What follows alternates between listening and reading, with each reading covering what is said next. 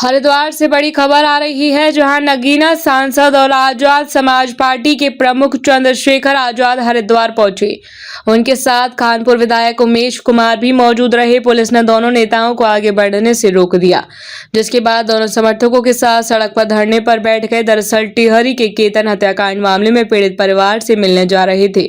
इस दौरान सांसद चंद्रशेखर आजाद ने कहा कि वह पीड़ित परिवार से मिलकर उनका हौसला बढ़ाने और न्याय की लड़ाई में साथ खड़े होने जा रहे थे, लेकिन पुलिस ने उन्हें रोक दिया। उन्होंने केतन हत्याकांड में दोषियों के खिलाफ सख्त कार्रवाई की मांग करते हुए कहा कि इस घटना के बाद उत्तराखंड में भय का माहौल है और पीड़ित परिवार को हर हाल में न्याय मिलना चाहिए।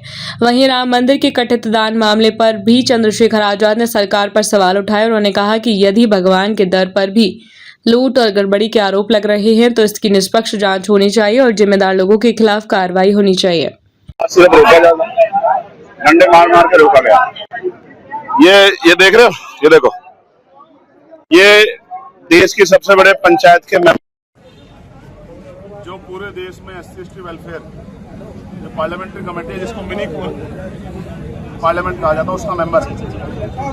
जो 32 स्टेट में एक सामाजिक संगठन और 9 स्टेट में एक राजनीतिक पार्टी का अध्यक्ष है।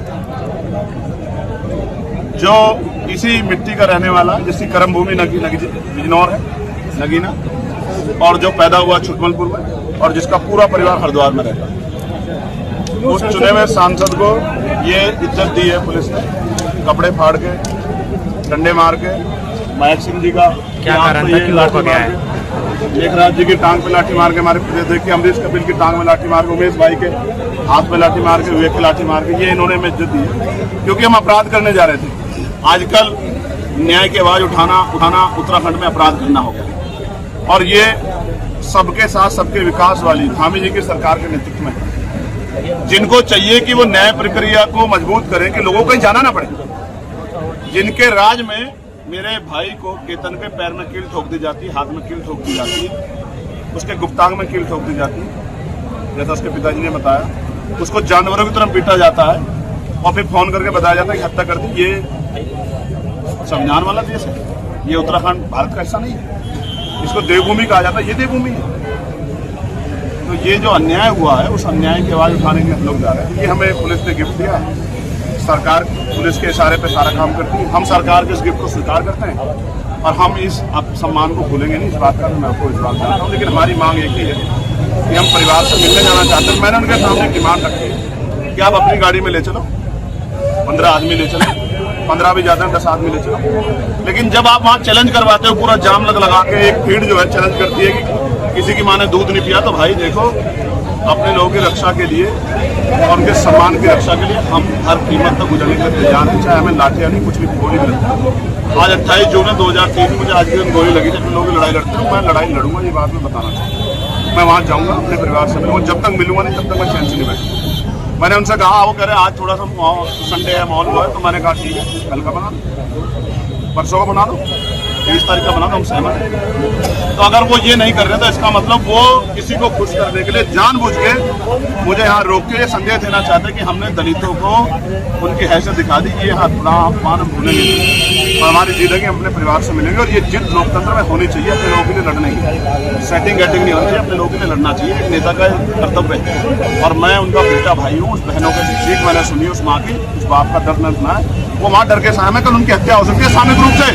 ये उत्तराखंड है, यहाँ कफालता जो है ये हमारे सामने है 1980। अगर 1980 जैसा माहौल यहाँ बना जाएगा तो हम लोग स्वीकार नहीं करेंगे। यहाँ मटकी छूने पे, यहाँ आटे चक्की छूने पे, यहाँ सामूहिक रूप से खाना खाने में हत्या होने, हम जानते हैं ये अन्याय नहीं होना चाहिए। धामी जी को इसकी जिम्मेदारी लेनी चाहिए। वो मुख्यमंत्री, वो हमें लाठी मार के नहीं अपराधी कम कर सकते, वो अपराधियों को रोके। ये पुलिस अपराधियों को लगाए, पैरामिलिट्री फोर्स अपराधियों को लगाए, न्याय करे लोगों के साथ, अन्याय ना करे। अभी सड़क पर बैठे रक्षा के लिए लड़ रहा हूँ। आज इससे फ्री हो जाऊंगा, फिर राम मंदिर पे बताऊंगा कि किस तरह राम के नाम पे लूट मची हुई।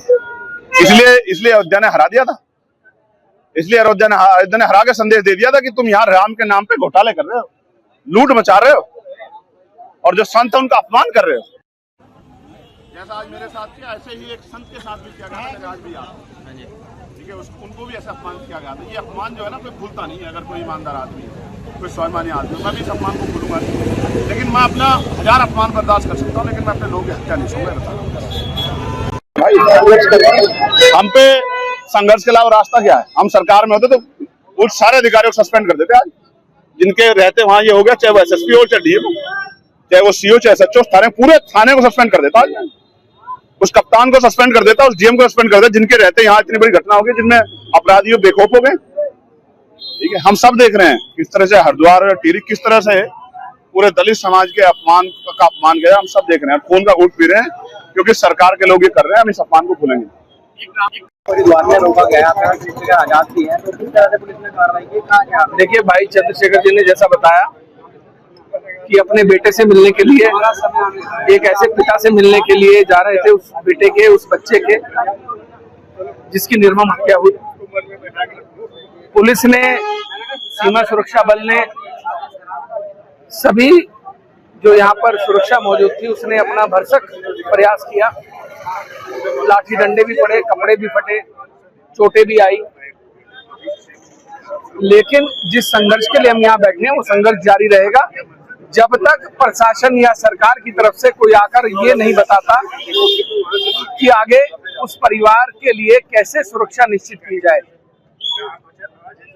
आज इस बात का खतरा है कि उसके पिता की, उसके परिवार की भी हत्या हो सकती है।